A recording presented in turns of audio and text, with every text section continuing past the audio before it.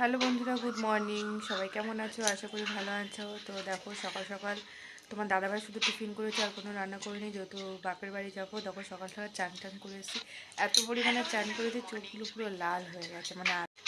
আর এবার যাবো, মানে পুজো টুজো কমপ্লিট হয়ে গেছে। এবার চা খাবো, চাটা খেয়ে তারপরে বেরিয়ে যাবো। তো চলো যাই, চাটা করি, তারপরে আবার তোমাদের সাথে দেখা হচ্ছে। চলে এসেছি চা আর রুটি নিয়ে। আজকে সকাল সকাল এই যে চা আর রুটি, এটা দিয়ে আজকে টিফিন করতে হবে। আর যা তরকারি করেছি, মানে সবসময় যেন এক তরকারি ভালো লাগছে না। তো এটাই খেয়ে নিই, আর কি করব। তারপরে বাপের বাড়ি গিয়ে দেখি মা কি রান্না করছে। তারপরে এখানে চলে এলাম চাটা খেয়ে একটা ছোট্ট কাজ করতে। সেটা হলো এই যে আমি নাকে যে নাকেরটা পরে আছি, এটা একটা অন্য নাকের। আর আমি সাধারণত সবসময় রিং পরে থাকি। তো এই নাকেরটা আমাকে খুব বিরক্ত করছে, মানে সবসময় জামা কাপড়ে বেঁধে বেঁধে না মানে বেরিয়ে আসছে, আর নাকটায় ব্যথা হয়ে যাচ্ছে। তো এটাই চেঞ্জ করব। তো দেখো, তার আগে আলমারি খুলে নিয়েছি, নিয়ে নাকেরটা বার করে চেঞ্জ করে নিয়েছি। তো বলো আমাকে, এই রিংটাই ভালো লাগছে না এই নাকেরটাই ভালো লাগছে? তো আমাকে কমেন্ট করে জানাও আমাকে কোন নাকেরটাই বেশি ভালো লাগছে। তারপরেই আবার একটা কাজ করতে হবে, সেটা হলো ব্ল্যাঙ্কেটের চেন। যেহেতু মায়ের বাড়িতে জায়গা কম, আমার এখানেই এসে কেচে রেখে রোদে শুকিয়ে নিয়েছে।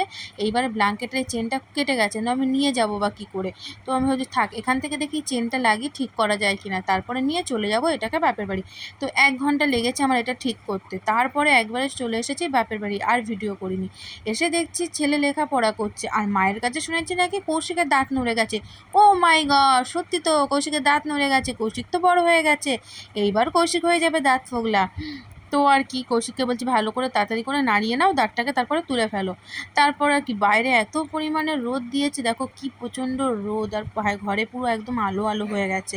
তারপরে আবার কি করব, খাওয়া দাওয়া করব। তারপরে খাওয়া দাওয়া করে তোমাদের সাথে আবার দেখা হচ্ছে প্রায় বিকালের দিকে, প্রায় 3 সাড়ে 3টের সময়। বিকালও না, দুপুরের দিকে 3:30। এখন আমি আর কৌশিক চলে যাচ্ছি বাড়িতে, যেহেতু কৌশিককে 4:10-15 পড়াতে আসবে। বাড়িতে যাওয়ার পরেই না আবার একটা হলো সমস্যা, মানে আমি বাড়িতে দেখে গেছিলাম কারেন্ট নেই 11টা থেকে। আমি তো ভাবিইনি যে কারেন্ট এখনও আসেনি। গিয়ে আন্টিকে ফোন করলাম, আন্টি বলছে ঠিক আছে, আর কি করা যাবে, 4টে 4:30 অবধি দেখো।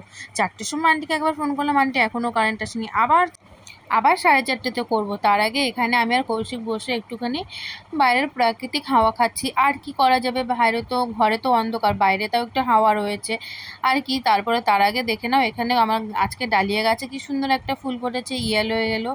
আর তারপরেই দেখো আমার বাড়িতে আর কি কি ফুল ফুটেছে আজকে তোমাদের সবটাই একবার দেখিয়ে দিই। তো এই গাছে দেখলাম মোটামুটি 3টে ফুল ফুটেছিল, এখনও অনেকগুলোই পড়ি আছে। আর এদিকে দেখো এই গোলাপটা কি সুন্দর, তাই না?